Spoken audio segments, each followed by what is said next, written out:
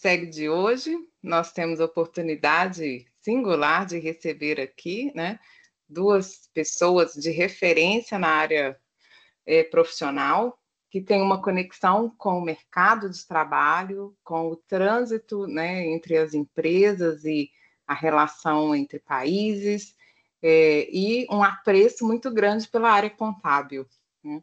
Então, quero agradecer de maneira muito especial ao nosso presidente, né? Que uma vez presidente, a gente diz isso, sabe? É sempre o presidente. Então, a gente sempre fala o nosso presidente, contador, professor, doutor, Juarez Carneiro, né? Que nesta semana aí de muitos percursos, reservou um tempo especial para estar aqui conosco, para conversar sobre um assunto tão caro, tão relevante e que o identifica, né? E também quero agradecer ao Marcos pela oportunidade, né, da gente refletir sobre esse tema, trazendo aqui um olhar sobre a vivência dele.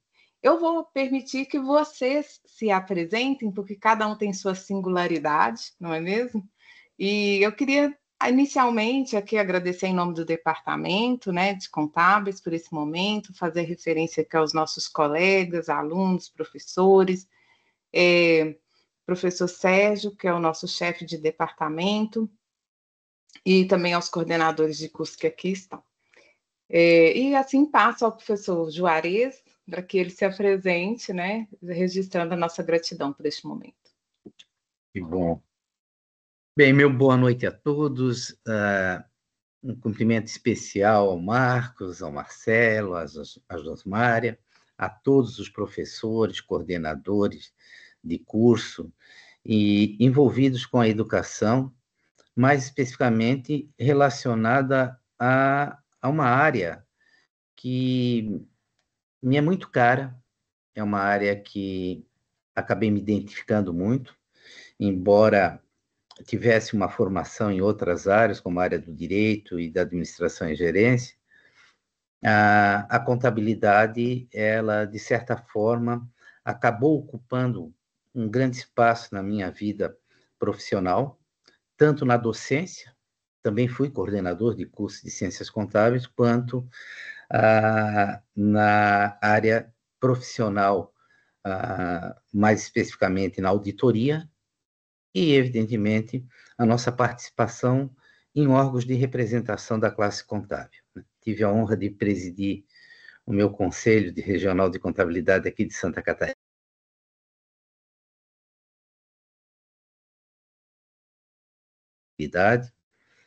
E o GLENIF, o Grupo Latino-Americano de Emissores de Normas Contábeis, que foi criado em 2011. Tive meu mestrado na área de engenharia da produção e o doutorado em contabilidade em Portugal. Mas eu gostaria de falar um pouquinho dessa trajetória naquilo que eu considero um marco muito importante, que foram a adoção e o processo de adoção e convergência das normas de contabilidade das IFRS. Então, só para situar um pouquinho, em primeiro lugar, quando a gente fala em ciências contábeis, e aí nós vamos estabelecer as conexões necessárias, e com certeza o Marcos vai agregar muito ao que a gente está falando, a contabilidade e vem sendo reiterada, às vezes, conceituada como a ciência da informação. Essa ciência da informação, de forma estruturada, ela permite que as decisões estratégicas sejam tomadas dentro das organizações, sejam públicas, sejam privadas, sejam do terceiro setor. Então, há um contributo muito grande da contabilidade para decisões estratégicas. E tudo aquilo que envolve e incorpora-se às questões estratégicas. É o planejamento estratégico, é a governança, é também a questão da responsabilidade social, da sustentabilidade, da qualidade em si na prestação de serviço.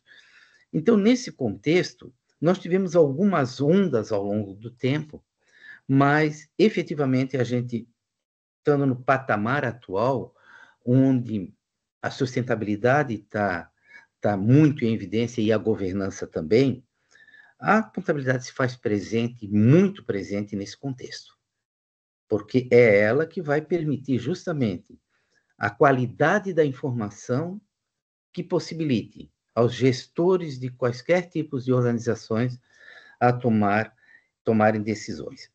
Esse cenário, ele foi, eu diria assim, impactado no mundo como um todo, e a IFRS, ou as normas internacionais de contabilidade, né, para generalizar, elas tiveram seu, digamos assim, seu desdobramento e sua repercussão em grande parte dos países.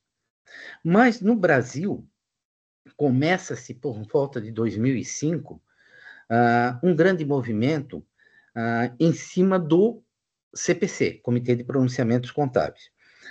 Primeiro, é preciso que o entendimento das normas contábeis elas estejam dentro de um contexto de harmonia entre os órgãos reguladores, entre aqueles que aplicam a contabilidade.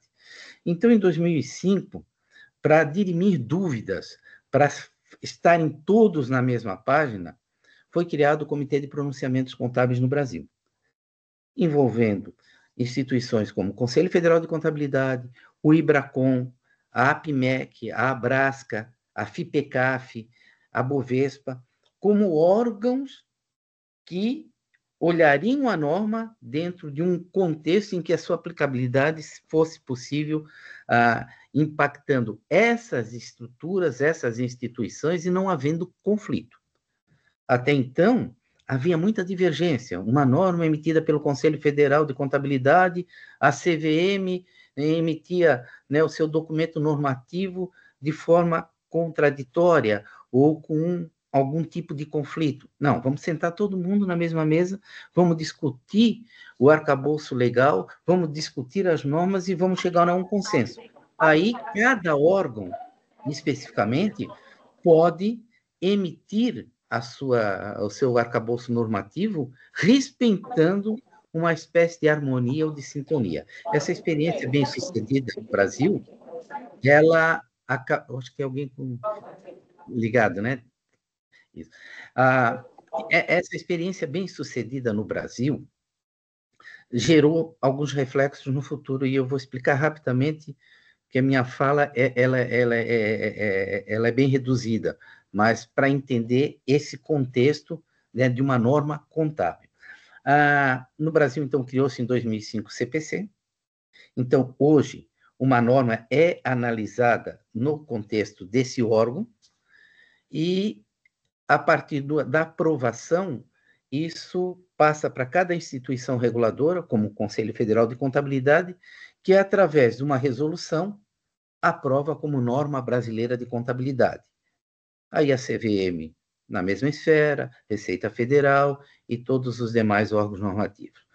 Bem, nesse momento, mais ou menos, em torno de 2005, quando o CPC era criado no Brasil, o movimento da implementação das IFRS estava tomando força, tendo corpo. Por quê? Entendia-se, através do próprio IASB, o órgão normativo situado em Londres, que a contabilidade é a linguagem universal dos negócios. E era necessário que se estabelecesse comparabilidade. Que uma farmácia na Alemanha pudesse ser comparada com uma farmácia em Belo Horizonte. E como é que a gente vai exercer esse tipo de comparabilidade se as normas não tiverem em sintonia, em harmonia? Aí começa-se o movimento da IFRS. E, no primeiro momento, nós temos aí a participação efetiva de alguns países. que tomam a frente. No Brasil, mais especificamente, o nosso país ele estava, digamos assim, carecendo de uma voz. As contribuições do Brasil na análise das normas, elas não eram, eu diria assim, muito bem recebidas, não do ponto de vista da qualidade, e sim da quantidade. E por que isso? Porque quando surgia um draft, quando surgia, na época, um rascunho de uma norma que era colocado em discussão em vários países, no Brasil, especificamente, o que acontecia? Várias instituições davam a sua contribuição. Então, ia uma da Petrobras, da CVM, da Bovespa, das instituições. E daqui a pouco recebiam 30, 40 contribuições no Brasil. Qual é a que vale? Dava a entender o seguinte: se nem eles mesmos se entendem, como é que nós vamos adotar uma linha? Em contrapartida, a Europa encaminhava uma única contribuição ao IASB através de um órgão chamado EFRAG. A Ásia e a Oceania, a OSC. Estados Unidos, FASB. E nós aqui não tínhamos um organismo que pudesse agregar todo o pensamento contábil de um continente. Nesse sentido, o saudoso Lopes de Sá, que eu tive a honra de conhecer e de conviver, ele me dizia que esse movimento das EFRS era um movimento onde o Brasil não participava, era um movimento onde eu diria assim, o nosso contributo não era enxergado, e a gente conversou muito a respeito disso. Na época, eu me lembro que eu disse, não, tem que ter uma maneira de a gente participar. E aí, com o Amaro Gomes, que na época era diretor no IASB, a gente iniciou um processo de conversação e para trazer para um evento em Brasília, em 2011, o David Tweed, que era o chairman do IASB. E numa conversa com ele, ele disse exatamente isso. Olha, os países se comunicam com o IASB através de órgãos e consolidam toda uma contribuição, que seriam todas as análises, anotações e eu diria assim, sugestões, dentro de um único documento. O Brasil não faz isso. Várias entidades e instituições encaminham. Bem, diante disso, nós convidamos, na época, todos os países da América Latina, mas só 4 compareceram, para uma primeira reunião em Brasília, para criar um organismo internacional que representasse o pensamento contábil da América Latina e do Caribe. A segunda reunião também no Brasil, já aumentou esse número, e 3 ou 4 meses depois, num evento no Crescer em Buenos Aires, eu era eleito como primeiro presidente desse órgão, do GLENIF. Era criado um grupo de contribuição para o IASB que representasse o pensamento contábil da América Latina e do Caribe. E, nesse sentido, o que ocorreu foi que nós, adotando a mesma estratégia do CPC, que congregava entidades com pensamentos diferentes, mas que necessariamente deveriam ser harmonizados do ponto de vista contábil, começamos a fazer isso no âmbito da América Latina. E em menos de um ano, o GLENIF já era modelo para o IASB, de grupo de trabalho, de contribuições, de legados em relação à contabilidade, e a gente começou a ser ouvido. E aí a história ela acaba tendo uma mudança radical. O GLENIF até hoje representa esse pensamento da América Latina e do Caribe, e no processo de convergência das normas, quando a gente fala em FRS, a gente está mais direcionado, né, à área privada, mas na área pública criou-se no Brasil o Comitê de Convergência das Normas Públicas de Contabilidade e também, agora mais recentemente, o Comitê voltado às normas de sustentabilidade. Então, hoje, esse processo, ele transita por esses comitês no Brasil e no nível internacional, através do GLENIF. Bem, o que é importante destacar dentro desse contexto? É que a adoção das IFRS, ela se dá de duas formas, basicamente. Ou é um processo de adoção, que é a recepção das normas emitidas por esse organismo internacional sediado em Londres e ASB, é a recepção dessas normas tal qual elas são, que é um processo mais de tradução e de incorporação das normas, ou de convergência, respeitando as características regionais de cada país, fazendo essa convergência, essa adaptação. O Brasil adotou o processo de convergência, com exceção dessas duas últimas normas de sustentabilidade, que praticamente foram recepcionadas na íntegra. Mas, no que diz respeito às normas de caráter geral, nós temos aí o GLENIF, no âmbito da América Latina, como esse grande receptor, o Brasil adotando o processo de convergência, e os 17 países que entregam o GLENIF, cada um tem uma forma. Um é por adoção, outro é por convergência, outro é um sistema mais ou menos misto, cada um tem uma característica, a profissão é regulamentada de maneiras diferentes em cada um dos países, uns há uma interferência muito grande do Estado, outros é tipicamente privada, e eu fiz um estudo que culminou na minha tese de doutorado, que é justamente esse processo de adoção e convergência, a harmonização disso no contexto da América Latina e do Caribe. Então, eu queria passar essa visão geral de que as normas, efetivamente, elas obedecem a uma ordem internacional hoje. Isso permite que haja a comparabilidade, isso permite que haja uma uniformização, e o contador, hoje, que é formado e que deve ser formado pelas instituições de ensino superior, eles têm que ter esse contexto em mente. Não é mais um contador de característica regional, ele é preparado para o mundo, porque o mundo fala a mesma linguagem em termos contábeis. Então, essa era as palavras iniciais que eu gostaria de colocar para vocês, para situar um pouco o contexto da contabilidade e dizer que o Brasil hoje participa ativamente desse processo e tem representantes não só no IASB, mas também no IFAC, no que diz respeito à contabilidade. Seria isso, Josmária. Muito bom, muito relevante. Temos aqui, estamos os professores comentando, né, os alunos também, como é rico poder conhecer, né, e ouvir de você, né, da sua trajetória, da experiência, desse trânsito internacional representando o Brasil, como nos orgulhamos de ter tido a sua representação e hoje sermos termos outra dimensão, né, sobre o exercício profissional.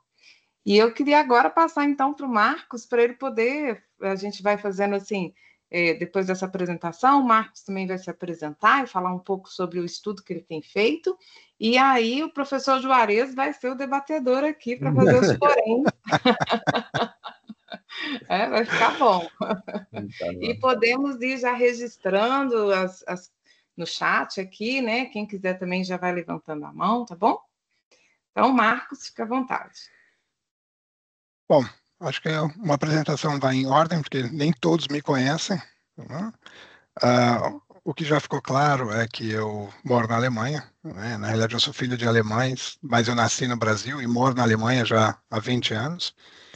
E eu trabalho hoje para a Siemens, aqui na Alemanha, e sou o diretor global do que se trata de inteligência estratégica, né? Tudo que é inteligência de mercado, tudo que é inteligência competitiva, análise de mercado, de praticamente todas as indústrias em que a Siemens toca e os países em que a Siemens toca, passa por mim para a gente poder sentar com os países e falar, como a gente faz isso? Né? A contabilidade, para mim, chegou num momento diferente, né? Eu sou formado em psicologia na Inglaterra, eu tenho um mestrado também na Inglaterra em marketing e gerência, tenho uma especialização em Harvard em marketing estratégico, mas exatamente o que o professor Juarez comentou antes, me tocou fazer contabilidade no Brasil, né? Por quê? E eu acho que o pano de fundo da razão de eu fazer contabilidade no Brasil também é o pano de fundo pelo artigo que a gente escreveu, né? Que é justamente entender a complexidade que é o negócio internacional. E um dos países mais complexos para se fazer negócio é o Brasil, né? Seja dentro do âmbito tarifário, né? Ou seja do âmbito cultural, né? E assim, de uma maneira muito bem discorrida, né? O professor Jalê já comentou que você tem hoje uma comparabilidade, toda uma transparência através de normas internacionais dentro do Brasil, etc. Mas existe um ponto ali em que e esse ponto geralmente que eu fui navegar, que um contador no Brasil não é um contador na Alemanha, e um contador na Alemanha não é um contador no Brasil, né? E não é pelo conhecimento técnico. Esse é o grande problema, porque a parte técnica ali existem similaridades, existem ah, transferência de habilidades, né? Isso é possível entre os dois países, mas existe um fator que é extremamente importante, que é essa tríade de competências, né? A competência técnica, a competência interpessoal e a competência cultural. E quando você entra na parte da competência interpessoal e a competência cultural, exercer contabilidade na Alemanha se torna um desafio. Então, se eu vou colocar um exemplo muito claro antes de eu entrar no tópico em si, eu pegar um contador alemão e um contador brasileiro, de trocar eles de lugar, né? Você tem hoje no Brasil uma flexibilidade do entendimento, vamos colocar assim, uma criatividade em entender, né? Por causa do contexto. O brasileiro ele está acostumado com crises, ele está acostumado com falta de dinheiro, ele está acostumado a dançar, a fazer a mágica acontecer. O alemão não. O alemão ele é preto ou ele é branco. Não existe cinza, né? O número existe ou não existe. Então, o que acontece? Eu digo hoje, por experiência até mesmo da Siemens, quando a gente traz um controller da Siemens para o Brasil, a primeira coisa que acontece é ele vai autorizar, né? Ou a gente traz um controle do Brasil para a Alemanha, ele quer voltar para casa. Porque existe um ponto que chama-se aversão à incerteza, né? E esse é um marco essencial dentro da Alemanha, é a aversão à incerteza. Não existe um talvez, existe é ou não é, né? E por isso que a profissão contábil hoje na Alemanha, né? Você tem dois níveis, né, da profissão contábil. Aqui, no Brasil você é contador, você é auditor, né? Você não precisa fazer muito mais coisas ali, né? Uma vez que você se forme, você faz o seu exame de auditoria, você consegue atuar como auditor. Na Alemanha, não. Na Alemanha, você se forma em ciências contábeis, mas você tem que fazer. Se você vai atuar na área fiscal, você tem que fazer mais um curso na área fiscal. Se você vai atuar na área de auditoria, você vai fazer mais um curso na área de auditoria. E são dificílimos. É um dos cursos, diria que é um dos exames mais difíceis que tem dentro da Alemanha. É o que chama de Wirtschaftsprüfer, né? Que é o auditor mesmo super difícil. Steuerberater, bom, não precisa nem falar muito, né? Alemão, né? E para nós foi interessante fazer, justamente escrever sobre como preparar o contador para uma jornada internacional, né? Porque as perguntas que vieram para mim foram sempre essas. Por que você está fazendo contabilidade no Brasil? Por que você não fez contabilidade na Alemanha? Uma, porque eu tenho empresa no Brasil e até hoje eu não consigo. Agora melhorou um pouco, né? professor Josmar, né, Marcelo, o professor Jorge me ajudaram a entender um pouco mais sobre como é que funciona o Brasil. Mas realmente é uma complexidade, né? E esse foi o pano de fundo, né, de começar a entender, porque dentro de uma análise transnacional e transcultural, eu acho que a gente consegue evidenciar a importância das habilidades interpessoais, das habilidades interculturais dentro da profissão contábil, né? E isso, para mim, é uma das lacunas hoje dentro da formação contábil, que, lendo os diferentes artigos que a gente entrou, que foi identificado que é a preparação do contador para atuar no âmbito internacional, né? Sair do Brasil e jogar ele no mundo, né? Vamos colocar ali. Agora, Josmar, continua no discurso do. Vou tentar resumir de uma maneira um pouco mais simples, né? Um dos pontos que a gente entrou, existe um artigo já antigo, 1988, acho que a metade das pessoas aqui não eram nascidas ainda, do Gray, que justamente começou a olhar dimensões culturais, né? Seja a distância do poder, seja o individualismo, seja, como eu falei antes, né, a inversão, a aversão à incerteza. E essas dimensões culturais, eles exerciam uma influência sobre a prática contábil e, né, logicamente, como é que o contador moldava, né, os valores, como é que ele moldava as suas atitudes na interpretação da parte técnica, né? E isso, para mim, ficou muito evidenciado quando eu comecei a tentar olhar. Hoje, eu sou um graduando de contabilidade e vou para o mercado de trabalho, né?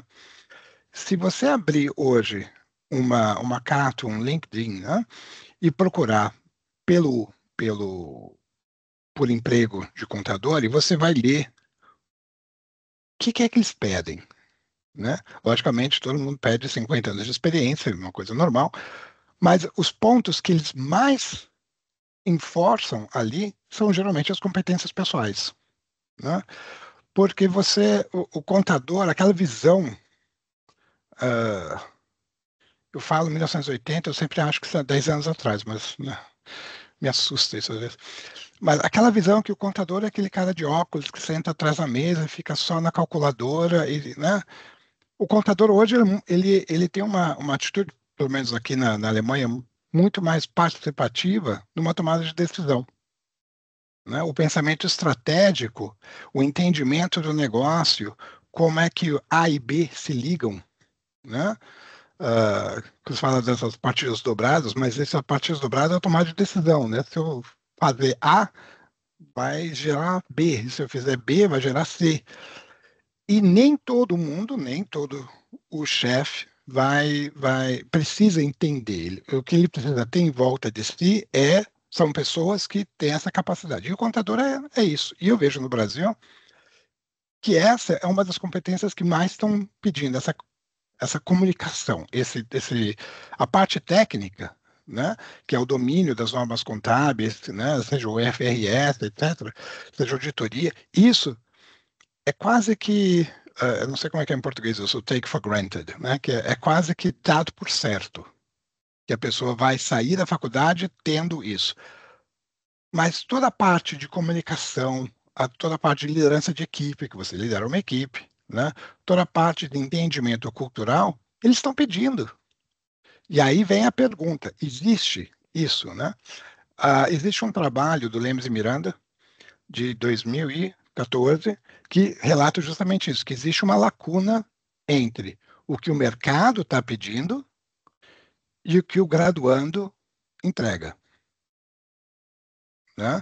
Existe essa lacuna hoje. E como é que eles começam a procurar essa lacuna? Certificação internacional, né? Ou certificações extras, vamos começar por assim, né? Por certificações extras. Então, eles vão atrás de isso até dentro de tem um outro,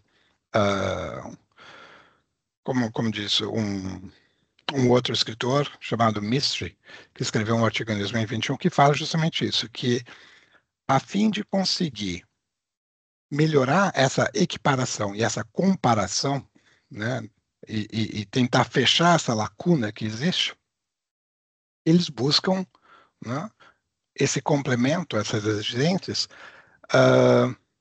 certificações.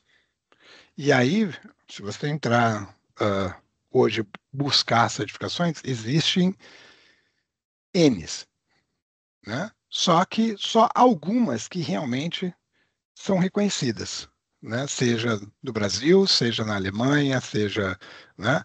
Existe esse reconhecimento internacional ali, e não são tantas assim que possam ter. Eu vou entrar um pouco mais adiante falando sobre isso, mas o que eu achei mais impactante, né? Acho que trazendo o tópico, tirando o tópico internacional, trazendo o tópico para Minas Gerais, existe um outro escritor chamado, são três, né, Léo Soares Miranda, que falaram justamente dessas competências que os formandos de ciências contábeis em Uberlândia, né, eles entendem, os graduandos entendem por terem adquiridos e conversando com os empregadores, quando eles contratam esses formandos, como é que é essa discrepância, né? E isso foi confirmado, né, que existe realmente uma lacuna, e não é uma lacuna técnica. Isso é importante dizer, que não é uma lacuna técnica. Eu acho que a parte técnica é muito bem coberta, né? Se eu esquecer uma palavra em português, vocês me perdoam, mas às vezes é difícil se conectar com umas coisas ali, né?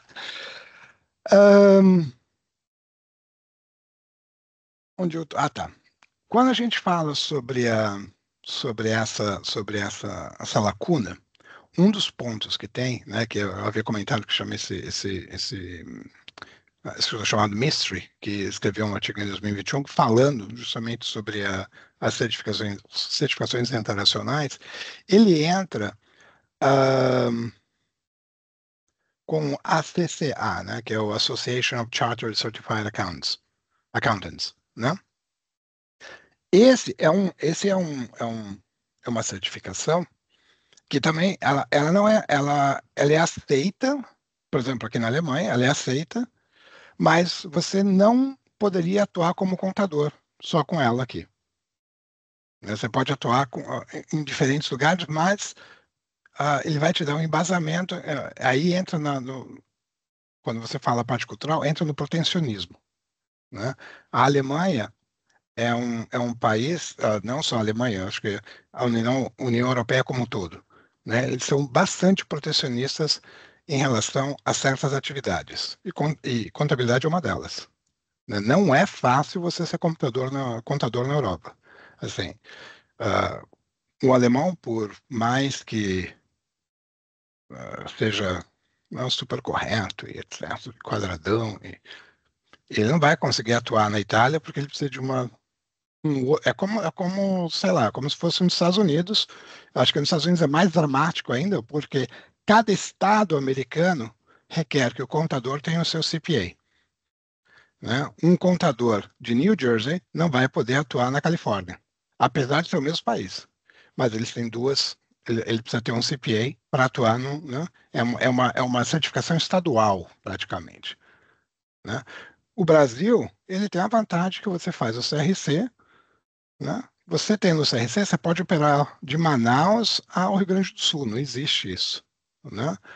E, eu não entrei muito em detalhe na Argentina, mas eu imagino que, aí o professor Joales pode falar com muito mais propriedade disso, que eu imagino que na América Latina existe muito mais concordância, né? Tanto cultural quanto técnica, né? Dessa tríade. Vou dizer que dessa tríade, a parte técnica e interpessoal, existe uma certa concordância. A parte cultural, acho que quando entrar Brasil e Argentina vai ser complicado, mas, né, a gente tenta. Eu acho que dentro da América Latina existe uma concordância muito maior do que existiria dentro de uma União Europeia, apesar de, né, você mandar a parte técnica, né, para uma instituição central que vai reportar a todos, né, mas não significa que um contador francês ou um contador alemão, né, não, eles não conseguem operar em países diferentes, né, sem ter a certificação local, justamente por causa da parte cultural. Né? Porque existem alguns entendimentos, um exemplo muito claro, vou colocar, acho que foi uma das primeiras perguntas que eu fiz ao Marcelo, o professor da Michele, semestre 1 ainda. Aí você tem o balanço, né? Aí você tem a parte do ativo, a parte do passivo, lindo, né? Aí comecei a olhar, falei, então, pois é, mas aqui é diferente. Aqui também é FRS, né? Mas aqui é diferente, né? Aqui, aí vocês começam com a parte do líquido, né? Do mais, da parte líquida para a parte não, do líquido para o não líquido, né? E aqui é ao contrário. Aqui o ativo começa justamente com a parte imaterial, né? Eu tentei buscar várias vezes o porquê isso, porque para mim é um conceito que mas o alemão não consegue explicar. É assim, os caras entenderam por ser assim. Eu não consegui achar, sendo muito direto, eu não consegui achar uma explicação do porquê dessa diferença. E é uma diferença que vamos colocar, aconteceu conosco dentro das IMES, o contador brasileiro veio para cá, a primeira coisa que ele foi olhar, falei, não, mas vocês estão fazendo o balance sheet errado. Falei, não, não, vocês estão fazendo errado. Começa isso, né? Aquela briga de time de futebol ali, falando jornalista, não, né? E dentro dessa, e para entender melhor como é que esses detalhes, né, entre um país e outro se conversem, você começa a pensar em certificados que são disponíveis hoje para entrar. Então você tem nos Estados Unidos hoje, logicamente, é o CPA. Você precisa ter, não existe contador. Existe, como no Brasil existe o bacharel de contábil, mas o contador mesmo tem que ter o CRC, né? E nos Estados Unidos, para você operar, você precisa ter o CPA. Você vai para GBNI, Inglaterra e Irlanda, ali você, por exemplo, a CCA ou ACA, né, que são chamados, né, que é o contador, como é que chama? Contador certificado associado, né? Com isso você consegue, né? E dependendo do país que você vai, vou colocar, eu acho que é a Itália? Não, deixa eu tentar lembrar aqui. Não, Holanda, Holanda. São 5 anos para você virar contador, né? Além de fazer vários, você é quase um médico. Só para dizer, você quase faz medicina aqui junto, né? Porque realmente isso demonstra o quão rigoroso alguns países aqui são, justamente para evitar criatividade, vamos colocar dessa maneira, né? O que existe muito ali. Então, você entra na Holanda, existe um tempo muito maior, né? Até você oficialmente ser chamado de contador, não só você tem que ter um bacharel, mas você tem que você tem que trabalhar com isso por um ano e meio, pelo menos, até que você consiga obter o teu registro, né? Na Alemanha também, você precisa ter pelo menos uma prática de 4 anos para você poder operar sozinho, como um contador autônomo, né? Chama um Wirtschaftsprüfer, que é o auditor, ou um Steuerberater, que é o consultor como chama, tributário, né? Você precisa ter pelo menos 4 anos de prática para poder atuar sozinho. E eu acho que diante dessa globalização, dessa diversidade, dessa necessidade, isso é o que me moveu realmente a falar, bom, vou estudar no Brasil, né? Primeiro, porque eu preciso melhorar meu português. Né? Segundo, porque é lógico, né? Assim, o Brasil, existe esse termo, o Brasil não é para amadores, né? E você vê muita empresa querendo abrir negócio no Brasil, né? E depois de 1 ano, 2 anos, fecham e levantam operações e vão embora. E vão embora por quê? Porque eles não estão acostumados com toda a parte cultural, até trabalhista mesmo. Aí entra na parte da competência interpessoal crítica, né? Que é o gerenciamento de pessoas. Como você gerencia, né? E você, como um contador, você vai gerenciar um time. Não tem escapatória isso, né? Se você está numa empresa corporativa, ou se você tem a tua própria empresa de contabilidade, você gerenciar alguém é quase como certo que isso vai acontecer. Só que hoje, o gerenciamento de pessoas no Brasil, que é uma competência interpessoal, é muito difícil. Porque agora eu posso dizer a minha geração, né? A geração de hoje são muito mais sensíveis a algumas coisas do que a geração que nós vivemos, né?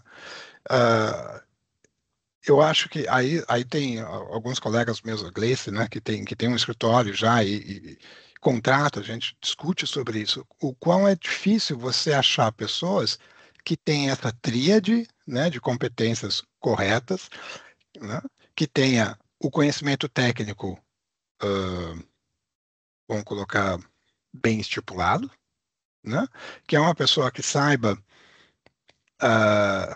liderar, e ser liderado, que acho que existe essa parte da competência pessoal, interpessoal, não é só o liderar, é liderar e ser liderado, né? E a parte cultural, que é entender. E acho que mesmo dentro do Brasil, essa parte da competência cultural existe, né? Acho que se eu pegar um contador gaúcho e um contador mineiro e juntar com um contador baiano, acho que vai dar uma diferença. Não sei se eles vão falar a mesma língua, vai dar uma diferença, né? Aí você começa a entender se dentro de um país como o Brasil, tudo bem que o Brasil não é pequeno, né? Mesmo dentro de um país, né, como o Brasil, já existe essa diferença. Agora imagina você ser transplantado para um outro país e exercer a função contábil, né? Então, você entrar em certificações como o ACCA, o CPA, o IFAC, por exemplo, que existem várias certificações que você pode buscar, né? Ele vai possibilitar que todos os egressos aí de curso de ciências contábeis ah, estejam aptos para poder atuar em diferentes países, né? Acho que antes de tomar uma decisão, vou mudar para o país X e vou ser contador no país Y, é muito importante entender, a regra do país, né? Não é nem a regra contábil, né? Mas o que é necessário para eu operar como um contador nesse país, né? Você sai do Brasil achando, eu sou um bacharel, tenho meu CRC, posso atuar. Existem certas facilidades. Hoje na Espanha, por exemplo, existe uma certa facilidade porque a quantidade de contadores se formando hoje está cada vez menor, né? Existe uma carência de contador hoje no mundo, não é nem, não, eu não sei como está no Brasil hoje, mas no geral, pelo menos aqui na Europa, existe uma carência de contadores, né? Então, e a carência significa que para alguém que traga essas qualidades, o mundo está aberto, o mercado de trabalho está aberto, só que demanda um certo esforço, né? E isso, assim, foram vários artigos que a gente foi lendo, que a gente foi discutindo, de como montar, né, uma percepção da globalização da profissão contábil, né? E para nós ficou claro né, a evidente, a localization, como eu disse no começo, né, mas o foco nessa tríade de competências para nós se torna essencial, vou dizer assim, para que você possa operar. E aí você vem com todas essas certificações internacionais que você pode fazer, que você pode buscar, para complementar o conhecimento técnico que você tem, né? Para mim foi excelente escrever isso, né? Mas eu deixo a palavra agora à professora Josmar, eu já falei demais. Muito bem, então já que me deu a palavra, eu passo ao professor Juarez para que ele faça os comentários. Ah, que bom. Em primeiro lugar, aí, meus parabéns, Marcos. A tua explanação, ela é muito profunda no que diz respeito, principalmente a esses aspectos culturais e também as relações interpessoais, essas competências interpessoais que o profissional da contabilidade ele necessita para dar uma resposta ao mercado, né? Eu fiz algumas anotações até para melhor esclarecimento em alguns aspectos que dizem respeito à profissão contábil. Concordo, a Alemanha e o Brasil são países conservadores em termos de contabilidade. No Brasil, quem se forma em contabilidade, num curso de 4 ou 5 anos, ele passa por um funil após ter completado o curso de graduação. Quando ele sai do curso de contabilidade, ele é um bacharel em ciências contábeis. Mas para obter o CRC e ser um contador, ele passa por um funil que é o exame de suficiência. Esse exame de suficiência, e eu participei de todo o processo de instalação, implementação desse exame. Nós primeiro tivemos os exames com base numa resolução do Conselho Federal, isso era fragilizado porque havia necessidade de se ter uma lei.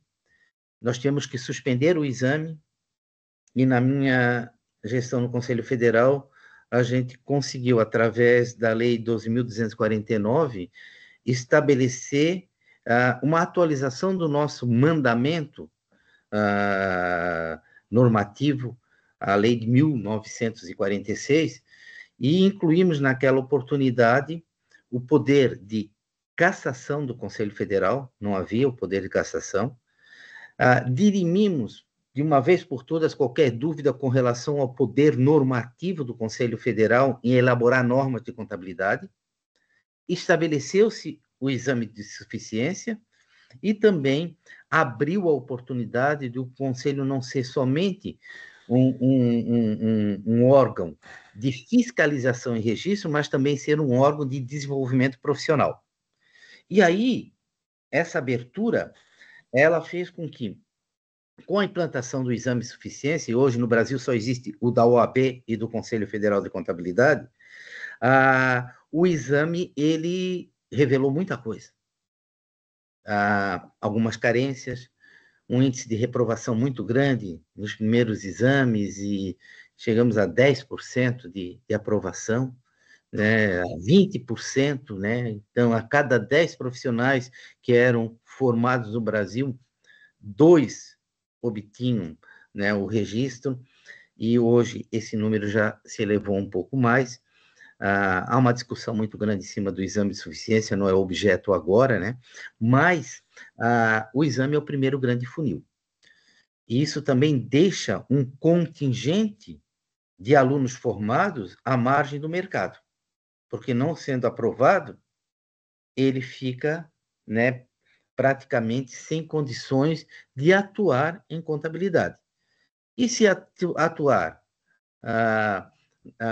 nas prerrogativas da profissão em um escritório, por exemplo, ele é fiscalizado pelo conselho e aí há sanções em relação a isso.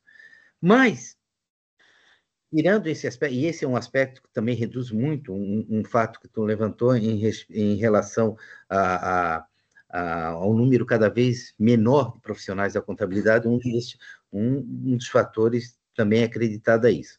Mas, se ele se tornou um contador, obteve o registro, se ele quiser atuar em auditoria, por exemplo, ele tem outro funil. Um funil da CVM, um funil da qualificação geral, para auditar em empresas de capital aberto. Ele tem um funil, se quiser atuar em empresas de seguridade, da SUSEP. Ele tem um exame também do Bacen, para atuar em instituições. Então, ele tem novamente exames a serem feitos. Se quiser atuar na perícia, também. E, além disso, tem um programa de formação continuada que exige 40 horas mês, aliás, ano, comprovadamente em termos de realização de cursos na área contábil para fins de atualização. Isso envolve auditores, peritos e vai envolver também professores. Então, esse é um cenário. Nós temos funis. Mas a base é a formação do profissional como graduado em ciências contábeis. Bem, para atuação em outros mercados, em outros países, ele pode obter a certificação. Alguns países fornecem essa certificação através de exames. Uns com maior nível de exigências, tendo componente prático, outros tendo um maior número de horas de capacitação, outros com o exame propriamente voltado e aberto a profissionais de outras áreas. Então, nós temos aí eu diria assim, vamos pegar Brasil e Alemanha como países extremamente conservadores, com curso de graduação e com certificações específicas. Isso faz com que profissionais de outros países que venham atuar no Brasil tenham uma dificuldade muito grande. Vou dar um exemplo. Eu tive um sócio dos Estados Unidos, muito bom em contabilidade, numa empresa de auditoria, e que não pôde atuar. E voltou para os Estados Unidos, depois de passar uns 5 anos no Brasil, porque ele teria que fazer o curso de graduação. Não é obter a certificação, não é fazer um exame de qualificação, não é fazer um exame para auditor junto à CVM, junto ao Banco Central, à SUSEP, ou se atuar em... Não. O pré-requisito é ter o curso de graduação no Brasil. E isso inibe muito a troca de experiências. Inibe muito trazer competências, trazer profissionais com visões diferentes de outros países para atuar no nosso próprio país. Então, ele se torna muito fechado. Em alguns países são assim, e outros não, são bem abertos. Na Argentina, que mencionasse, lá nós temos um conselho profissional que não é nem um conselho, eles chamam de federação, que é a Federação Argentina de Conselhos Profissionais de Ciências Econômicas. Abrange tudo que é da área econômica, economia, administração, ciências contábeis. No Uruguai tem também essa composição, é um conselho de contadores, economistas e administradores. Todos eles podem atuar como contadores, sendo, né, se especializado em administração, economia, e fica aberto. Né? Outros países admitem até profissionais de outras áreas, né? A própria psicologia, sociologia, desde que prestem o exame e sejam aprovados. Então, no mundo há uma espécie de uma miscelânea, tá? Em que, dependendo do país onde se vai atuar, o nível de exigência pode ter o rigor de ter uma graduação toda de 4 ou 5 anos, ou pode ter apenas o exame e, sendo aprovado, está habilitado ao exercício da profissão. Evidentemente que eles exigem também, no caso da ACC de Londres, né, o ICAWE também, o CPA dos Estados Unidos, exigem uma formação continuada também através de cursos e comprovação também. Mas é esse o cenário que rege as profissões, e em cada país desse existe uma maneira diferente de tratamento. Agora, evidentemente que tu colocasse muito bem que digamos assim, o ensino da contabilidade do ponto de vista técnico, ele é um ensino que eu diria assim, não há muitos ou grandes problemas do ponto de vista, né, de inovação, a não ser o caso da IFRS, né? O ensino técnico ele é bem transmitido, a transferência de conhecimentos nessa área, eu acho que ela ela é boa. Agora, evidentemente, compatibilizar essa transferência de conhecimento do ponto de vista técnico com o que o mercado exige, nós temos aí, né, um ajuste a ser feito. E nesse sentido, a Josmária está acompanhando também, com o advento das novas diretrizes curriculares, há um esforço muito grande por parte do Conselho Federal e, com certeza, também das IES, das instituições de ensino superior, em adequar um novo perfil profissional com base nessas exigências de mercado. Então, questões muito bem colocadas, como a comunicação, como a liderança, como os aspectos culturais, com essa maior participação do contador no processo decisório, que poderia até ser revestido, né, de uma terminologia como uma consultoria, né, mais bem assistida, mais direta aos gestores para o processo de tomada de decisão. Isso tudo está dentro hoje de um contexto dessas novas diretrizes que espera-se possam ser incorporadas dentro das instituições, junto aos coordenadores, professores e, evidentemente, alunos, para que esse profissional que saia das universidades, ele tenha mais essas competências interpessoais, ele possa atuar nesse mercado dando uma resposta muito mais positiva, entregando mais. Então, eu concordo com as suas colocações nesse sentido. Nós temos grandes desafios, evidentemente. Não é fácil um profissional se formar em contabilidade em qualquer canto do mundo e desejar atuar na sua expertise em outro país. Claro, tem muitas barreiras, né? Mas são desafios. Eu acho que o caminho é cada vez uma melhor preparação, um olhar atento dos conselhos, seja o Conselho Regional de Minas Gerais, especificamente, seja o Conselho Federal de Contabilidade, para que essa preocupação esteja permanentemente no radar das instituições. A contribuição é inegável com o profissional da contabilidade das organizações. Agora, evidentemente que nós estamos diante de um mercado cada vez mais exigente. E nós temos que estar preparados. E essa preparação, ela decorre também dessa troca, dessas iniciativas, de mexer nessa ferida.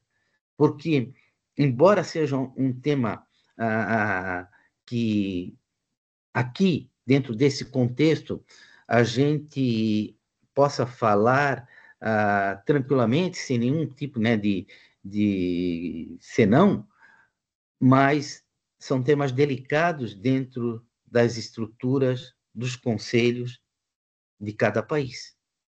Aqueles em que a interferência do Estado é muito grande, em que o Estado é que, inclusive, indica o presidente de um conselho, não é por uma eleição, mas por quê? Porque na sua composição, dentro da estrutura, é uma autarquia. No Brasil, é uma autarquia. O Conselho Federal de Contabilidade, os Conselhos Regionais são autarquias especiais. A OAB o Conselho Regional de Medicina de Odontologia, são autarquias especiais.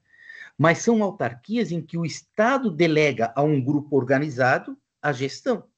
E através de um processo eleitoral, através de um controle do Tribunal de Contas, né, essas instituições prestam contas, mas são formadas por grupos organizados.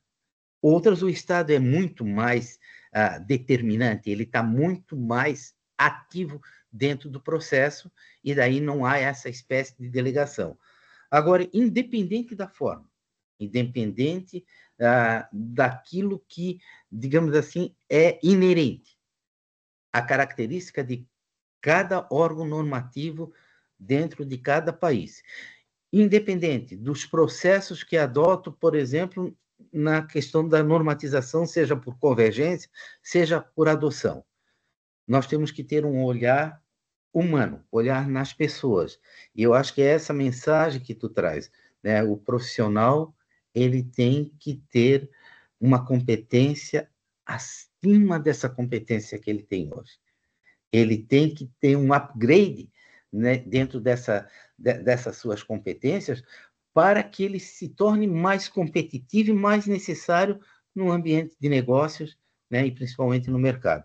Então, eram essas as considerações. Eu achei muito oportuno a tua fala, Marcos, e eu acho que há muita sinergia no sentido de a gente vislumbrar aí um cenário diferente, um cenário em que possa ser agregado mais valor à profissão contábil. Muito agradecido. Eu tenho uma pergunta. Agora começa. Agora começa. Então vamos lá. Não, mas eu tenho uma pergunta, porque quando eu comecei, pobre de Michele, né? Nossa, eu enchi muita paciência dele no começo. Por quê? Uma das maiores dificuldades que eu tive no começo foi justamente com a língua, né? E aí eu percebi que, tudo bem, eu falo português fluente, óbvio que eu falo português fluente, mas a linguagem contábil é muito específica. E é muito, e se eu for fazer uma tradução literal do que se fala em alemão, porque se fala em português, você se perde. Sim. Porque são termos diferentes que se usam para significar a mesma coisa. A minha pergunta vem, e a mesma coisa no inglês, né? Sim. Mesma coisa no inglês. Uma pergunta que eu tinha, até, e isso eu não quero cutucar nada, nenhuma instituição de ensino, mas um ponto que eu acho que seria válido é realmente ter dentro do currículo, né, a parte de línguas, né? No caso, se você está no Brasil, o espanhol, o inglês e o português, né? Como é que são esses termos contábeis? Como é que eu falo um ativo em inglês? Como é que é o ativo em espanhol? Porque existe, dentro dessa competência cultural, a língua é um elemento essencial, né? Você falar um idioma não é uma tradução, né? Quando você fala um idioma, você incorpora todo um contexto cultural dentro da fala, né? Então, por isso, assim, a Gleice e a Michelle, coitados, nos primeiros semestres choraram comigo, porque toda hora eu tinha que perguntar como é que é isso, né? Porque existe todo esse contexto cultural que para mim foi, né? E continua sendo difícil de entender, né? E, então, uma pergunta, aí é uma questão de opinião, né? Eu pergunto tanto a você, professor Juarez e a Josmari, o que vocês pensam dentro de um currículo do curso de contabilidade, ter línguas, ter uma parte específica que não é que a pessoa saia falando inglês ou espanhol, etc., mas que existe uma equiparação de termos, quando você, né, como uma forma de preparar ele já para... Acho que eu vou iniciar aqui. Como você já teve a formação em teologia, né? Eu também já atuei com teologia. Não tem como estudar a Bíblia sem saber grego e hebraico, né? Exato, Não tem exato. como. E não é assim, sair falando, mas entender a sintaxe da língua, o que aquilo significava e que a sua tradução perdeu, né? O que significa para aquele povo.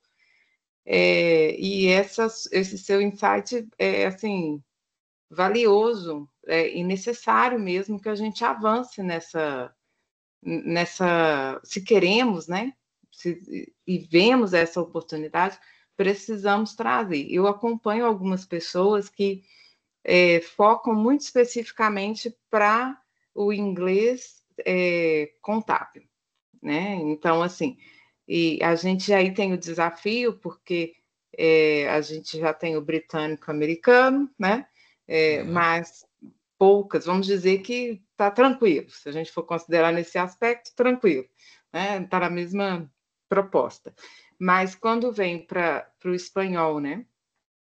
E aí o português vai direto para o inglês, ele não quer conversar com o espanhol. E aí que eu vou falar aqui com o professor Juarez, acrescentar a sua pergunta para ele dizer, né?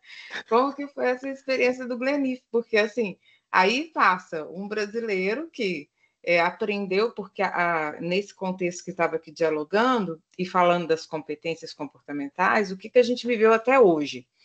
Você é uma pessoa do Brasil que entrou para uma Big Four, e agora você aprenda, você tem que comportar como alguém de uma Big Four. Então, você retrai todo o sua skin anterior, né? E você começa uma skin de auditor, né? E aí você não erra no comportamento, porque ele é preparado para você ter aquela atitude que vai ser muito forjada, né, pela companhia. E aí a gente tem hoje uma perspectiva mais múltipla, né? Que não é só definido por um padrão britânico, um padrão de como que é a Big Four, de onde ela vem e como você tem que comportar, né? E estruturas mais flexíveis e leves em uma comunidade que, se a gente pode falar do jovem hoje, ele consegue fazer o approach muito rápido, ele consegue ver como é que... eu vou viajar para o Japão, como é que é lá no Japão? Então, ele vê lá os vídeos de pessoas comentando sobre a vida no Japão e ele já não chega dando tanta gafe, porque ele tentou entender, né, alguns comentários que foram socializados por pessoas normais daquele lugar e até, às vezes, não sai tão bem porque buscou referências de pessoas normais e não de um contexto corporativo que ele estava ali. Então, eu queria ouvir também o professor Juarez sobre isso. Acho que o senhor está mudo. Deu, isso. Isso é muito interessante. Eu vou citar algumas situações para vocês que estão dentro desse contexto. Uma delas diz respeito a um caminho que normalmente ele é percorrido de uma forma muito individual.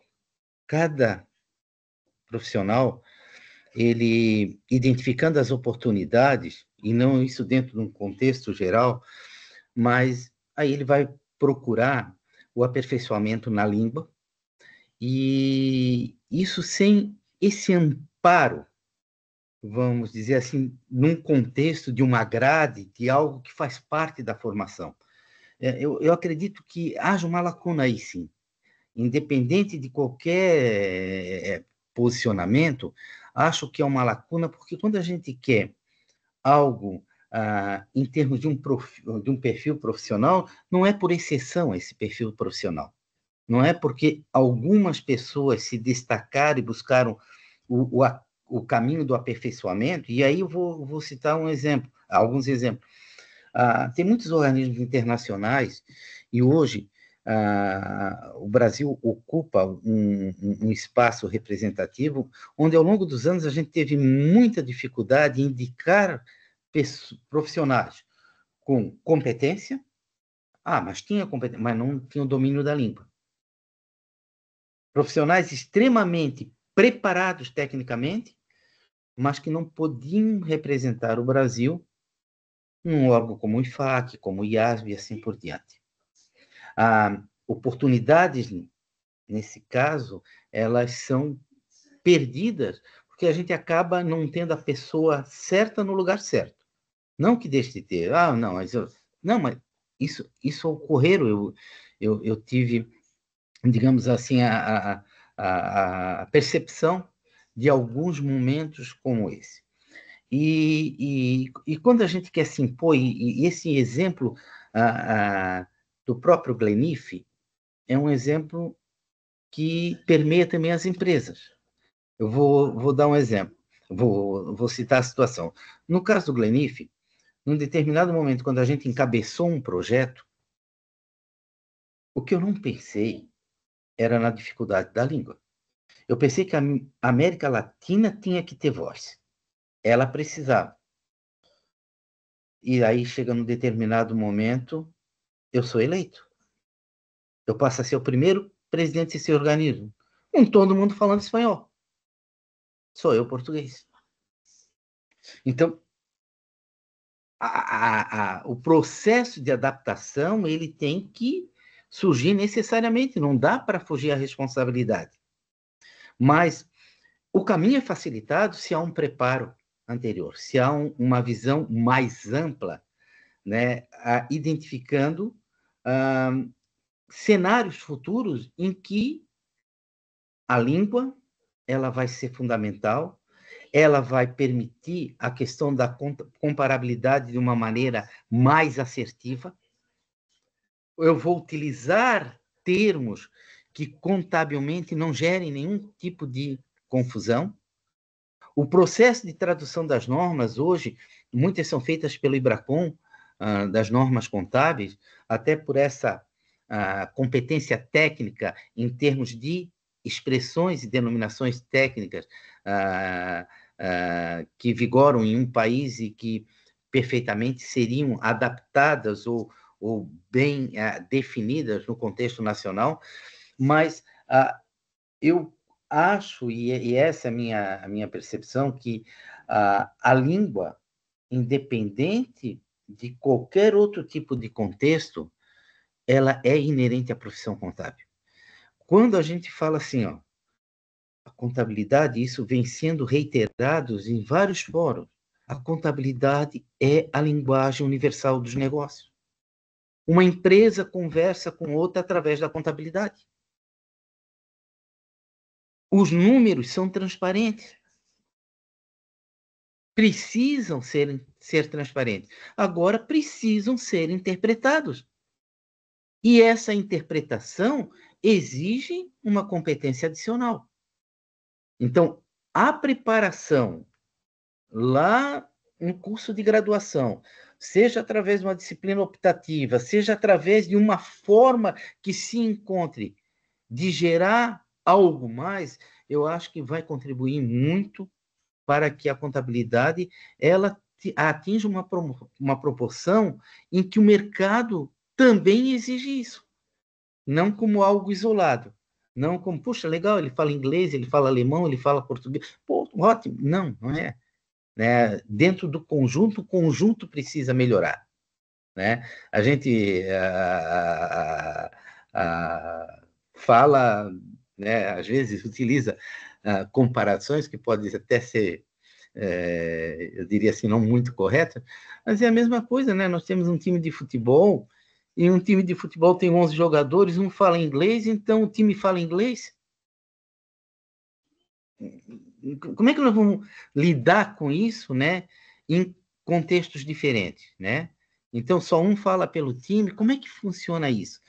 Se a gente ter essa percepção de time, esse time ele precisa estar mais completo e de uma maneira geral, não individualizada. É só uma percepção, eu fugi um pouco, mas é porque eu entendo dessa maneira. E eu acho válida a colocação no aspecto de haver uma contribuição maior do ponto de vista de instituições de ensino superior na formação do profissional, agregando o valor da língua. Vamos abrir para as perguntas, contribuições, considerações? Fiquem à vontade, pessoal, levantar a mão, abrir o microfone.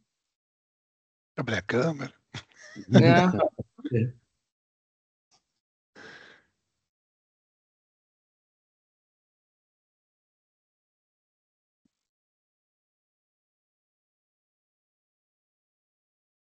Estão satisfeitos? Ei, Marcos, eu não posso deixar, né? Boa noite, pessoal. Estou no corre-corre danado, mas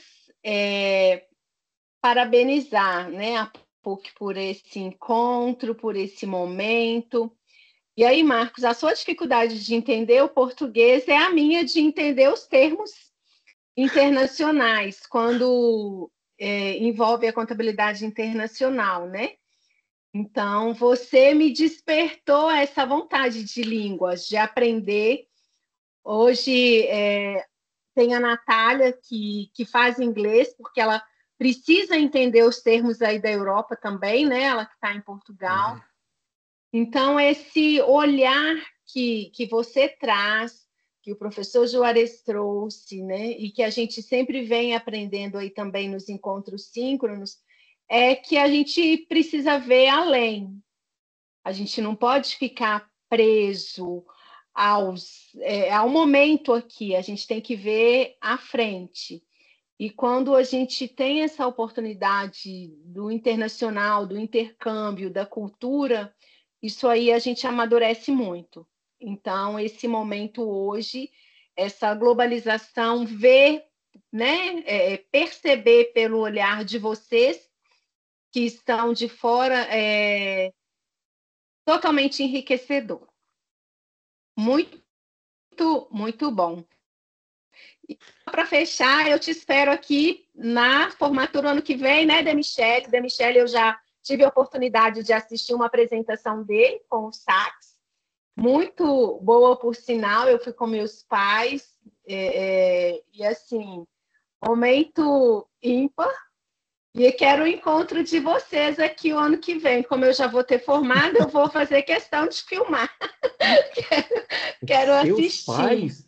Coisa diferente, é? Sim. Oi? Não, eu tive que Não, eu fui com a minha mãe e meu pai te ver lá no... com seus pais. Eu fui à sua apresentação lá no parque, no Nossa Senhora Aparecida. No parque, naquele projeto do parque. Ah, não. Lá, quando a gente estava no primeiro período, sim, e nós fomos aquele projeto, né? Um projeto que a sua banda tocou. Então, parabéns a todos. Obrigada, viu? Meu cérebro estava voltado à contabilidade, por isso que eu não entendia o contexto. Aqui o cérebro ele é dividido, sabe? Que nem débito e crédito, sim, sabe? Aí tem a de um lado e a contabilidade do outro. Partidas dobradas. Partidas dobradas, é bem isso.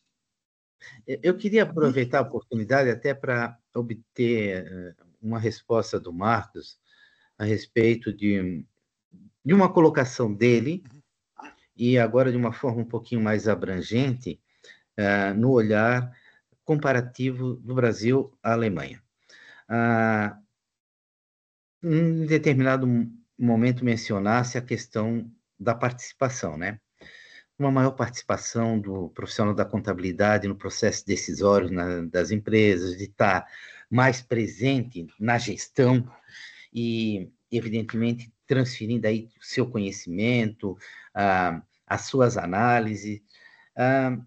De certa forma, isso, em contrapartida, nos leva a pensar assim que ainda é muito tímida a participação do profissional nesse contexto, nessa abrangência.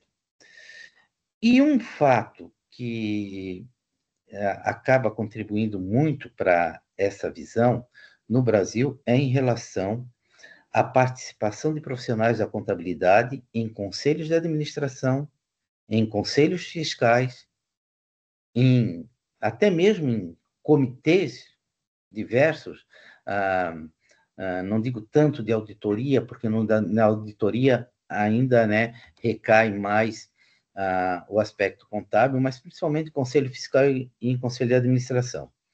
Há alguns anos atrás foi feita uma pesquisa junto a conselhos fiscais de empresas públicas, empresas do governo, e a proporção era tipo assim, não tinha 5% de participação de contadores nesses conselhos. Algo, né, muito, isso considerando conselheiros tanto titulares quanto suplentes. A minha pergunta é essa: a participação de contadores na Alemanha se tu souber, né, dessa resposta, essa participação em conselhos fiscais, em conselhos de administração, é expressiva ou também deixa muito a desejar? Vou tentar responder de uma forma mais prática possível. Sim. Mas aí vem um exemplo. Eu trabalhei para 2 empresas de porte grande, né? Nessas 2 empresas, tanto o conselho administrativo quanto, bom, o conselho administrativo, ali já, para você entrar nele, né, tem um contador. O CEO era um contador. Tanto que hoje ele trabalha com equity firm, né? Ele trabalha com private equity. Na Siemens, a mesma coisa. Se você olhar a história da Siemens aqui na Alemanha, quase todos os CEOs da Siemens, eles passaram para a parte estratégica e vários deles têm, não é contabilidade específica, porque aqui você tem ciências econômicas, né? Então, se não é contabilidade específica, ele tem ciências econômicas. Então, eu diria que o entendimento numérico, né, das finanças, o entendimento da linguagem financeira, isso é sine qua non, né? Você não consegue, na minha área de atuação hoje, eu sento e converso com o presidente das Siemens do Brasil. Para eu poder conversar com ele, eu tenho que entender a situação financeira das Siemens no Brasil. E para eu entender a situação financeira das Siemens no Brasil, eu tenho que entender de contabilidade, eu tenho que pegar e conseguir entender o que eles estão fazendo com os ativos deles ali, né? Tudo bem, hoje eu tenho, como chama, consultoria, né? Dentro das Siemens, nós somos o corpo consultor interno das Siemens, mas para qualquer movimento de carreira, realmente, né? E passar a um conselho de administração, é necessário ser contador ou entender da parte numérica, né, financeira. Essa também é uma das razões pela qual estou falando contabilidade, porque eu não quero ser o contador KPMG, né? Eu quero entrar para um conselho de administração, um board of directors, porque a visão do contador dentro de um board of directors, dentro de um conselho, enriquece demasiadamente toda uma discussão, né? Eu sou especializado em mergers and acquisitions, né? Não existe mergers and acquisitions sem contabilidade. Não existe. Não tem como você discutir isso sem entender de contabilidade, né? Então, para qualquer movimento aqui hoje, é necessário isso, né? Então, eu acho que a visão da profissão contábil, porque as pessoas acho que têm muito fixa, né? Que o contador, ou ele é um contador que vai trabalhar no escritório e vai fazer folha de pagamento, ou ele vai fazer imposto de renda, né? Ou ele é aquele contador que vai para a Big Four, né? E vai fazer auditoria. E poucas pessoas imaginam que o contador, a visão contábil dentro de um conselho de administração é extremamente forte, né? Extremamente poderosa, porque você fala com embasamento de conhecimento de causa. Você não fala, eu acho que é assim. Não. Né? E na Alemanha é muito preto e branco, né? É ou não é? Então, existe aqui hoje, o que você estudou? É a primeira pergunta. Né? Para você falar sobre esse tema, você realmente tem que colocar o teu currículo na mesa. O currículo, tanto que o currículo alemão, quando você vai fazer qualquer entrevista de emprego que você vai fazer na Alemanha, o currículo alemão, ele vai ter 3, 4 páginas muito fácil, muito fácil. Eles pedem quase exame de sangue, porque todo o teu histórico de conhecimento é um atestado da tua capacidade. Então, ou seja, para mim, hoje, dentro de conselhos de administrações, de empresas grandes, lógico, né? Empresas pequenas não adianta muita coisa. E quando eu digo pequenas, assim, empresas que fazem 50 milhões, não. A gente está falando de 200 milhões para cima. Ali você realmente vai ver uma participação muito mais considerável. Eu não sei como é no Brasil, vou ser sincero, não sei como é no Brasil. né? Mas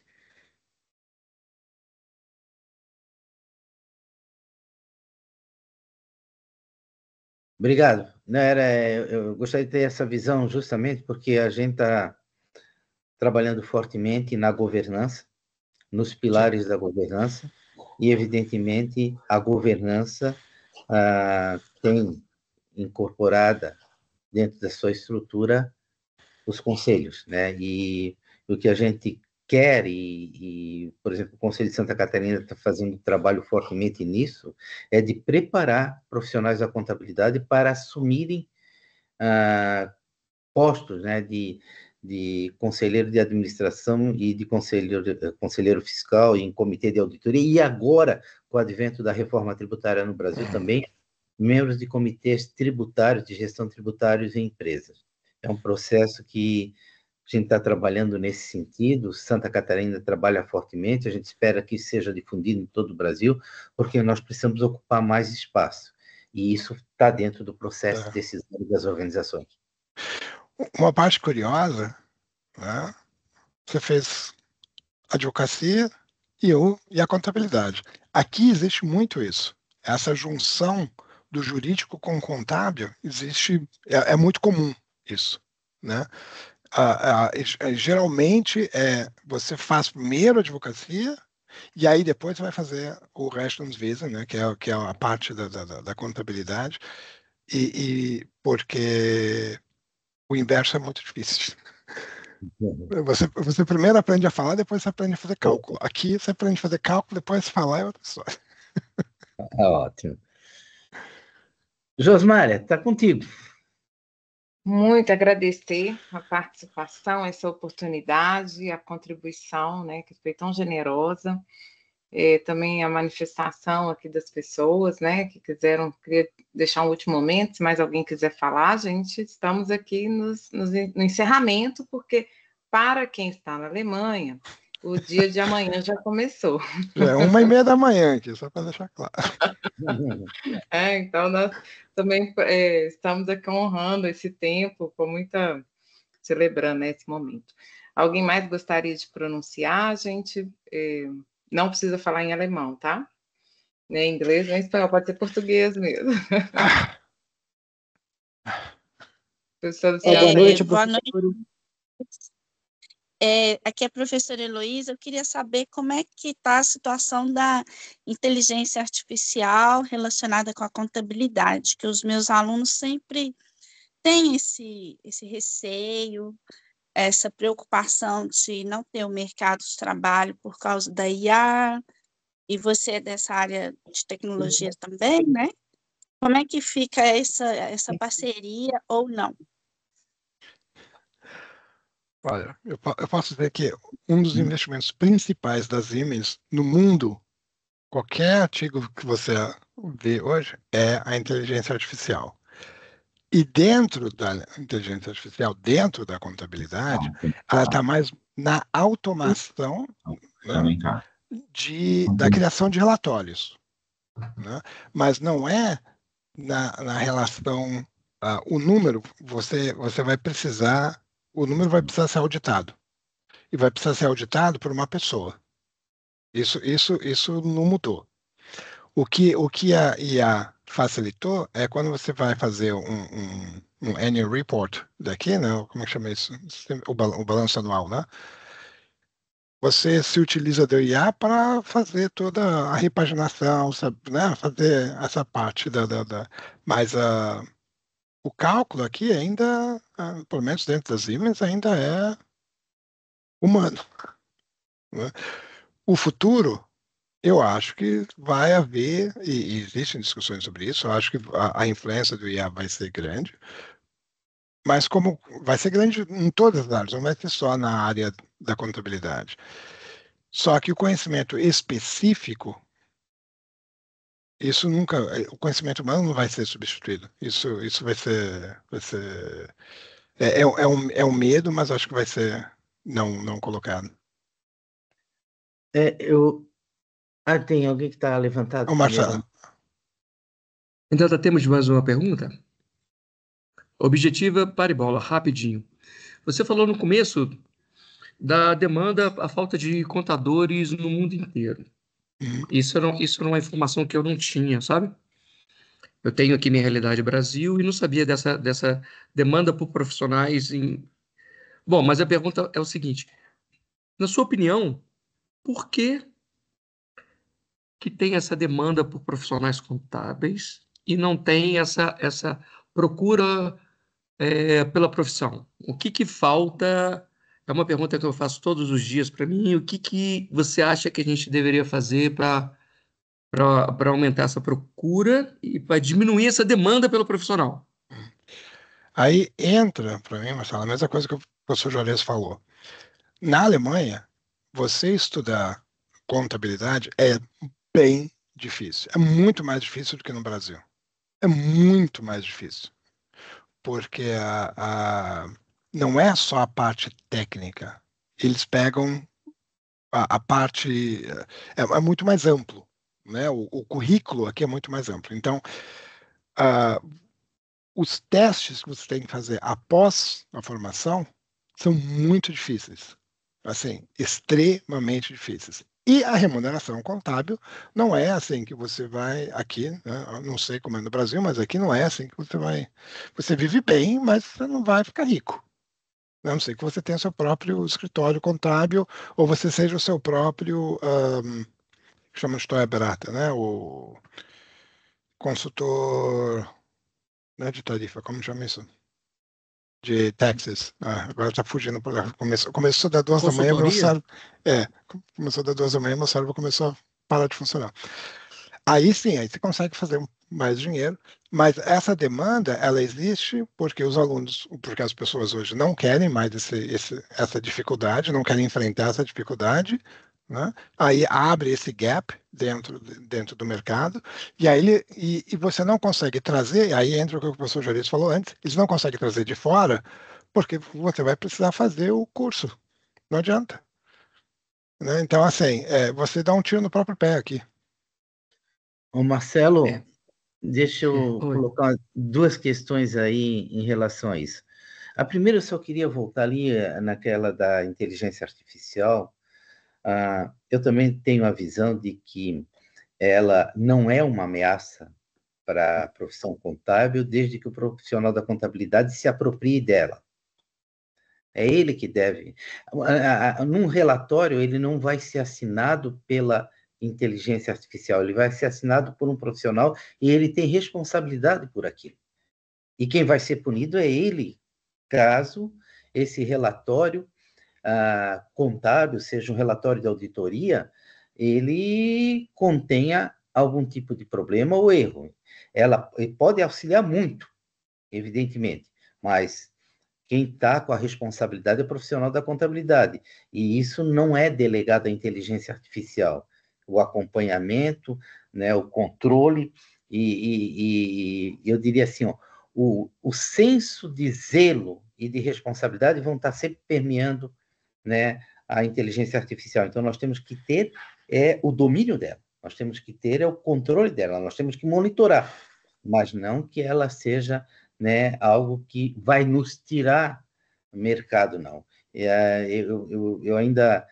Eu digo isso porque no final da década aliás, no final dos anos 2000, não, na década de 90, né, haviam previsões de que a profissão não chegaria ao ano 2020, em hipótese alguma. Né? Então, né, são cenários, às vezes, assim, muito catastróficos, mas que não revelam, né, essa preocupação exacerbada. Nós temos que estar, né, alinhado com tudo que há de inovação e ter o controle sobre isso. Agora, no que diz respeito à baixa procura, nós temos vários fatores. Muitos são os fatores que hoje, no Brasil especificamente, impactam, né, nessa redução de profissionais e o mercado. Eu vou tentar ser bem breve. Existe, né, logo após o advento da nossa lei de regência, a obrigatoriedade das empresas terem um profissional da contabilidade, a contabilidade fossem assinadas por profissionais contábeis. Naquele momento, nós não tínhamos universidade suficiente. E aí, houve um grande número de cursos técnicos de contabilidade que já existiam anteriormente, mas que se potencializaram num período onde, então, não se exigia a formação superior para fazer a contabilidade de pequenas e médias empresas. Só das grandes empresas. E, para a parte de auditoria, isso estava no escopo, né, do curso de graduação. Depois, não, começa a surgir mais cursos de contabilidade, há uma inversão, os cursos técnicos de contabilidade acabam, mas a profissão, ao longo do tempo, ela se tornou envelhecida, né? Nós tínhamos aspectos até comportamentais ligados à contabilidade, com o estereótipo de um profissional, né, sentado numa cadeirinha, ia numa repartição pública, às vezes até de chinelo e tal, enquanto, por exemplo... mas eu tô sabendo do hospital, não tem erro, não. Até mesmo o advogado, por exemplo, né, usando paletó e gravata, e custou muito o profissional da contabilidade incorporar valores à altura da sua profissão.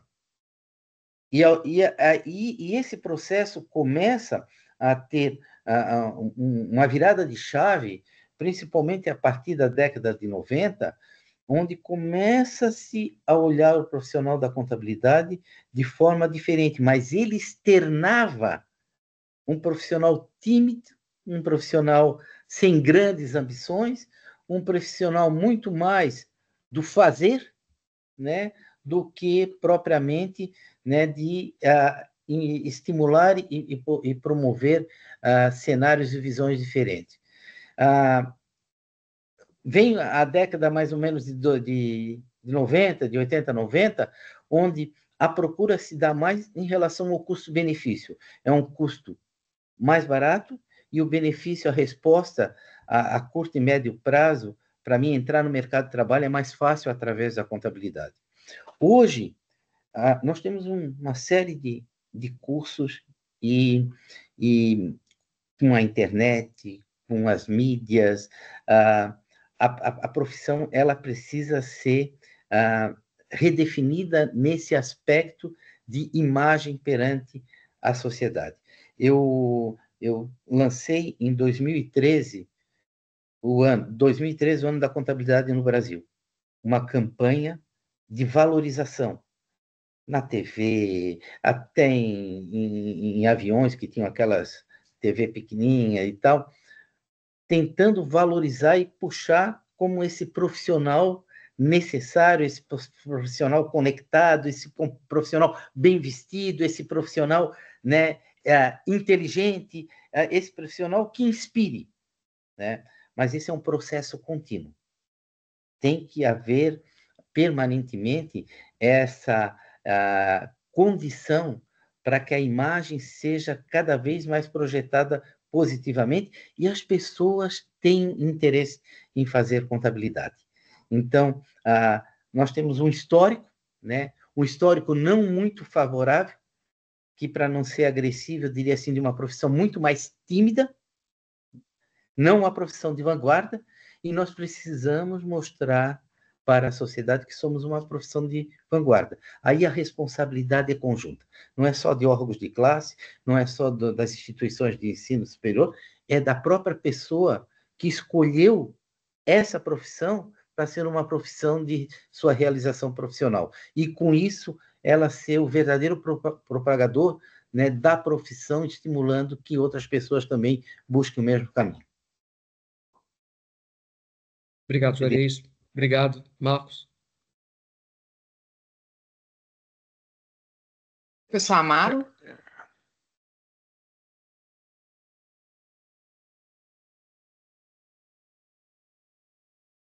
Professor Amaro? Sua mão está levando. Ô, Marcos, boa noite, professor Juarez, também boa noite. Eu quero aproveitar sua presença aqui, Marcos, como professor da PUC, e fazer uma pergunta que inquieta um pouco a gente, né? É público notório, situações aí de fraudes, de grandes corporações, como a gente vê recentemente aí nas lojas americanas, com chancelas de empresa de auditoria. As instituições alemãs tidas, né, como SERAS, de controle, de equilíbrio, de responsabilidade. Como que você, como estudante de ciências contábeis, e a sociedade alemã enxergam essa questão a respeito desse lado, tá entendendo? De ter informações que são difundidas pelo mundo, né? E muitas vezes a sociedade alemã reprova, e que diz respeito aí à aceitação por parte dos cidadãos alemãos. Como você enxerga isso aí, já que você vive aí no dia a dia? Sim. Então, existe hoje... esse, para mim, está sendo o meu melhor semestre, porque tudo que a gente está debatendo sobre compliance, sobre auditoria, sobre governança, é o que eu vivo no meu dia a dia. Então, está sendo o meu melhor semestre que eu já tive até hoje. Mas, o que acontece? Existe, se eu vejo as Siemens, né? Dentro das Siemens aqui na Alemanha, existe todo um organismo de compliance extremamente forte. E ele não é só forte por causa da mentalidade alemã, né? Ele é forte porque a Siemens, aí entra na parte globalizada, houve casos de corrupções no Brasil, houve casos de corrupções no México, da Siemens, que é uma empresa alemã, né? Então, quando a gente fala sobre essa globalização, né, da profissão, etc., entrou naquilo que eu falei da criatividade contábil. O alemão, o headquarter, quando a gente pensa só aqui dentro da sociedade alemã, ele é bastante restrito e ele é bastante... Se você é pego num caso de fraude aqui, você dificilmente vai conseguir um outro emprego dentro da mesma área. Dificilmente você vai conseguir um outro emprego. Porque uma coisa que existe aqui, que não existe aí, pelo menos não é do meu conhecimento, é que se você vai, quanto mais alto você está dentro de uma empresa, mais rarefeito é o ar, né? Você sabe disso. O ar se torna o oxigênio se torna bem pouco lá em cima e existe um pouco espaço, né? Então, quanto mais alto você vai e de repente você é acusado de uma fraude fiscal, né? Uma em que, independente do qual é o seu poder financeiro, você vai preso na Alemanha. Não existe uma desculpa. Você vai preso. Você pode ter bilhões na tua conta bancária, você vai preso. E dificilmente você vai conseguir administrar uma outra empresa, né? Porque acho que assim como no Brasil, aqui para você fazer quando você vai administrar, quando você entra dentro do conselho de uma empresa aqui, você tem o teu nome registrado na Câmara de Comércio.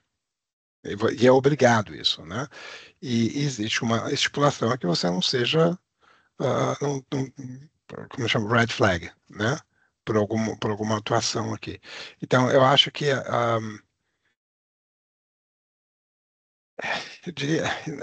para mim, não é uma questão cultural, né?